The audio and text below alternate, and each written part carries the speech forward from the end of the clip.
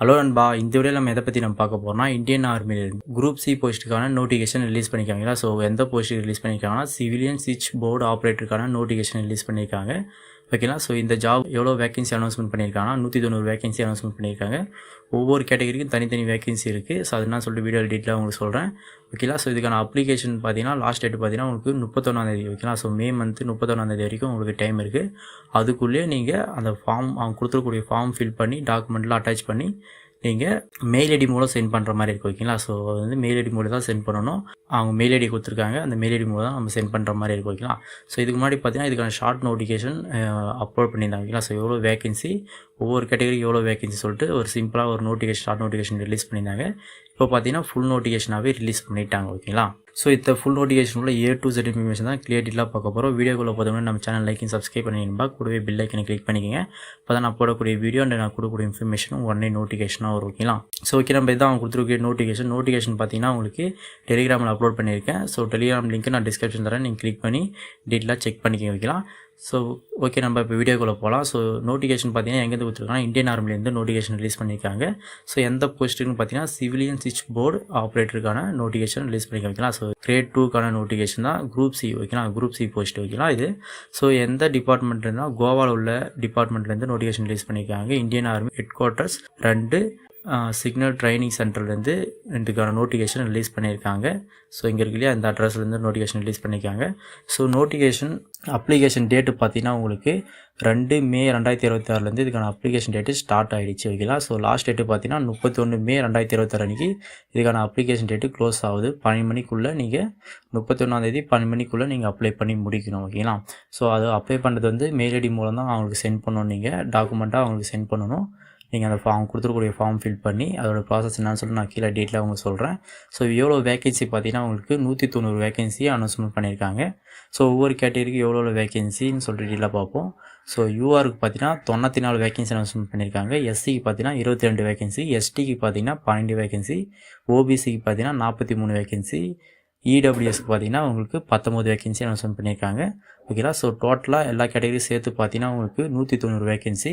அதில் ரிசர்வேஷனில் இருக்கக்கூடிய அதாவது பிடபிள்யூடி கேண்டிடேட்டுக்கு பார்த்தீங்கன்னா 12 வேகன்சி, எக்ஸ் சர்வீஸ் மேனுக்கு பார்த்தீங்கன்னா உங்களுக்கு 20 வேகன்சி போயிடும் அதில். ஓகேங்களா. ஸோ இப்போ 190 வேகன்சி இருக்குன்னா இந்த பிடபிள்யூடி கேண்டிடேட்டுக்கு 12 வேகன்சி போயிடும். அதுக்கப்புறம் பார்த்தீங்கன்னா எக்ஸ் சர்வீஸ் மேனுக்கு 20 வேகன்சி போயிடும். ஓகேங்களா. ஸோ மீதி இருக்கிற வேகன்சி தான் மற்ற கேண்டிடேட்டுக்கு. ஓகேங்களா. ஸோ சேலரி பார்த்தீங்கன்னா உங்களுக்கு 21,700 வரைக்கும் ஃபஸ்ட்டு பேசிக் சேலரி. அது போக உங்களுக்கு அலவன்ஸ் எல்லாமே இருக்குது. அலவன்ஸ்லாம் சேர்த்து பார்த்தீங்கன்னா 7th பே கமிஷனாக இருக்கும். ஸோ அது பார்த்தீங்கன்னா உங்களுக்கு 35,000 42,000 வரைக்கும் உங்களுக்கு ஃபஸ்ட் மந்த் சேலரி கிடைக்கும், அலவன்ஸ்லாம் சேர்த்து பார்த்தீங்கன்னா. ஓகேங்களா. ஸோ ஜாப் டைப் பார்த்தீங்கன்னா உங்களுக்கு சென்ட்ரல் கவர்மெண்ட் ஜாப் தான், பர்மனெண்ட்டான ஜாப் தான். ஸோ யாரும் மிஸ் பண்ணாதீங்க. ஆல் இண்டியா கேண்டிடேட் எல்லாருமே அப்ளை பண்ணிக்கலாம். ஓகேங்களா. ஆல் இண்டியாவில் உங்களுக்கு எங்கே வேணால் உங்களுக்கு சர்வீஸ் இருக்குன்னு சொல்லிட்டு சொல்லியிருக்காங்க. அது டேட்லாம் பார்த்துக்க. எஜுகேஷன் குவாலிஃபிகேஷன் பார்த்தீங்கன்னா நீங்கள் 10th பாஸ் பண்ணியிருந்தாலே இந்த ஜாபுக்கு போதும். ஓகேங்களா. ஸோ ஆனால் பார்த்தீங்கன்னா இன்னொரு எலிஜிபிள் கேட்டிருக்காங்க.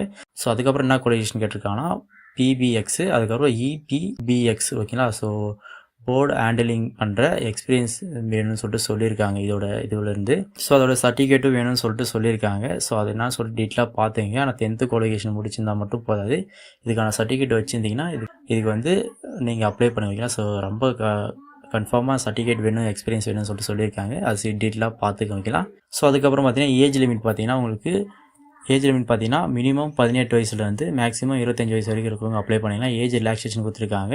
ஸோ ஓபிசிக்கு 3 years ஏஜ் ரிலாக்ஸேஷன், எஸ்சி எஸ்டிக்கு 5 years ஏஜ் ரிலாக்ஸேஷன் கொடுத்துருக்காங்க. பிடபிள்யூடி கேண்டிடேட்டுக்கு 10 years ஏஜ் ரிலாக்ஸேஷன். ஸோ நீங்கள் இதில் ஒர்க் பண்ணி டிபார்ட்மெண்ட் கேண்டிடேட்டாக இருந்தீங்கன்னா உங்களுக்கு 40 வயசு வரைக்கும் நீங்கள் அப்ளை பண்ணிக்கலாம். எஸ்சி எஸ்டி டிபார்ட்மெண்ட் கேண்டிடேட்டாக இருந்தீங்கன்னா உங்களுக்கு 45 வயசு வரைக்கும் நீங்கள் ஜாபுக்கு அப்ளை பண்ணிக்கலாம். ஓகேங்களா. ஸோ இப்போ பார்த்தீங்கன்னா நார்மலாக ஓபிசி 3 years ஏஜ் ரிலாக்ஸேஷன்னா அப்படி பார்த்தீங்கன்னா உங்களுக்கு நீங்கள் 28 வயசு வரைக்கும் நீங்கள் அப்ளை பண்ணிக்கலாம். எஸ்சி எஸ்டி பார்த்தீங்கன்னா 30 வயசு வரைக்கும் அப்ளை பண்ணிக்கலாம். பிடபிள்யூடி கேண்டிடேட் பார்த்தீங்கன்னா நீங்கள் 35 வயசு வரைக்கும் நீங்கள் அப்ளை பண்ணிக்கலாம். ஓகேங்களா. ஸோ டிபார்ட்மெண்ட் கேண்டிடேட்டாக இருந்தீங்கன்னா நீங்கள் 45 வயசு வரைக்கும் நீங்கள் அப்ளை பண்ணிக்கலாம். எஸ்சி எஸ்டி வந்து 50 வயசு வரைக்கும் நீங்கள் அப்ளை பண்ணிக்கலாம்னு சொல்லியிருக்காங்க. ஸோ அது டீட்டெயிலாக பார்த்துக்க வைக்கலாம். ஸோ யாரெல்லாம் இதுக்கு எலிஜிபிள்னா மேல் அண்ட் ஃபீமேல் 2 பேருமே eligible. So all India candidate எல்லாருமே அப்ளை பண்ணிக்கலாம். தமிழ்நாட்டு கேண்டிடேட்டும் நம்ம தமிழ்நாட்டு பசங்களும் எல்லாருமே மேல் அண்ட் ஃபீமேல் 2 பேருமே அப்ளை பண்ணிக்கலாம். ஓகேங்களா. ஸோ எக்ஸ் சர்வீஸ் மேனும் எலிஜிபிள் தான். ஸோ அதுவும் டீட்டெயிலாக கொடுத்துருக்காங்க.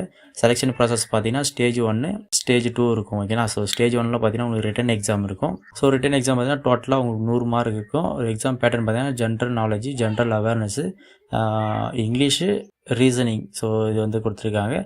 எல்லா டாப்பிக்லேருந்து 25 கொஸ்டின் இருக்கும். மொத்தமாக 100 மார்க். ஓகேங்களா. அதுக்கப்புறம் பார்த்தீங்கன்னா ப்ராக்டிக்கல் டெஸ்ட்டு, அதுக்கப்புறம் பார்த்தீங்கன்னா இன்டர்வியூ இருக்கும். ப்ராக்டிக்கல் டெஸ்ட் அண்ட் இன்டர்வியூ இருக்கும். ஸோ அதாவது பார்த்தீங்கன்னா அந்த பிபிஎக்ஸு ஹேண்டிலிங் ஸ்கில் சொன்னேன் இல்லையா, ஸோ அதுலேருந்து உங்களுக்கான நாலேஜ் வந்து டெஸ்ட் பண்ணுவாங்க. எக்ஸ்பீரியன்ஸ் நாலேஜ் உங்களுக்கு செக் பண்ணுவாங்க. ஓகேங்களா, இந்த ப்ராக்டிக்கல் டெஸ்ட்டில். ஸோ அது நான் சொல்ல டேட்லாம் பார்த்தீங்கன்னா மோஸ்ட்லி எக்ஸ்பீரியன்ஸ் சர்டிஃபிகேட் வேணும் அண்டு எக்ஸ்பீரியன்ஸ் உங்களுக்கு தெரிஞ்சிருக்கணும். அந்த ஜாப் பற்றின எக்ஸ்பீரியன்ஸ் தெரிஞ்சிருக்குன்னு சொல்லிட்டு சொல்லியிருக்காங்க. அது டேட்லாம் பார்த்துங்க. அதுக்கு ஃபைனலாக பார்த்தீங்கன்னா நீங்கள் ஃபைனல் மெரிட் பேஸ் படி பார்த்தீங்கன்னா உங்களுக்கு ரிட்டன் எக்ஸாம் பேஸ் படி தான் உங்களுக்கு ஃபைனல் மெரிட் நடக்கும். அது டேட்லாம் உங்களுக்கு சொல்லியிருக்காங்க. ஸோ அப்ளை பண்ணும்போது டாக்குமெண்ட் என்னென்ன அட்டாச் பண்ணணும்னா செல்ஃப் அட்டாச்சு போட்டு தான் நீங்கள் சென்ட் பண்ணணும். அதில் ஸோ அதில் பார்த்தீங்கன்னா Aadhaar card, 10th mark sheet, அதுக்கப்புறம் பார்த்தீங்கன்னா எக்ஸ்பீரியன்ஸ் சர்டிஃபிகேட் கேட்டிருக்காங்க. அப்புறம் domicile certificate, caste certificate, EWS certificate இருந்தால் வச்சுருந்தீங்கன்னா அந்த சர்டிஃபிகேட் நீங்கள் போடணும். எக்ஸைஸ் மேனேஜ் சர்டிஃபிகேட் நீங்கள் வைக்கணும். ஓகேங்களா. அதுக்கு passport size photo, PAN card. ஓகேங்களா. ஸோ இது எல்லாருமே வச்சு அவங்களுக்கு ஸ்கேன் பண்ணி அவங்களுக்கு இமெயில் மூலம் சென்ட் பண்ண சொல்லியிருக்காங்க. ஸோ இம்பார்ட்டன்ட் இன்ஸ்ட்ரக்ஷன் கொடுத்துருக்காங்க. ஓகேங்களா. ஸோ இம்பார்ட்டன்ட் இன்ஸ்ட்ரக்ஷன் என்னென்னா இன்கம்ப்ளீட்டு வந்து அப்ளிகேஷன் ஃபார்ம் ரிஜெக்ட் பண்ணுவாங்க. லாஸ்ட் டேட்டு முடிஞ்சு அப்ளை பண்ணிங்கன்னா சென்ட் பண்ணிங்கன்னா ரிஜெக்ட் பண்ணுவாங்க. டாக்குமெண்ட் எல்லாம் கரெக்டாக இருந்தால் மட்டும்தான் அக்செப்ட் பண்ணுவாங்க, நான் ரிஜெக்ட் பண்ணுறாங்கன்னு சொல்லியிருக்காங்க. ராங் இன்ஃபர்மேஷன் நீங்கள் அட்ரஸில் எதனா கொடுத்தீங்கன்னா அது ரிஜெக்ட் பண்ணுறேன்னு சொல்லியிருக்காங்க.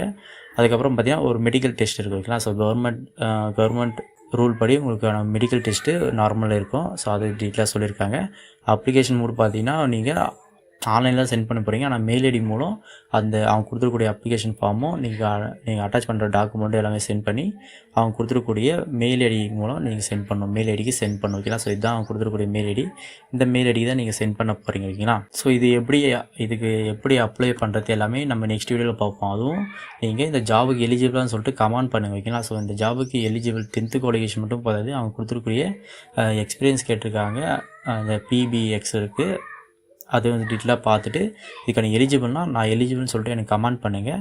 அப்போ தான் எவ்வளோ பேர் அப்ளை பண்ண போகிறாங்கன்னு சொல்லிட்டு பார்த்துட்டு நான் இதுக்கான அப்ளை வீடியோ நான் சென்ட் பண்ண போகிறேன்.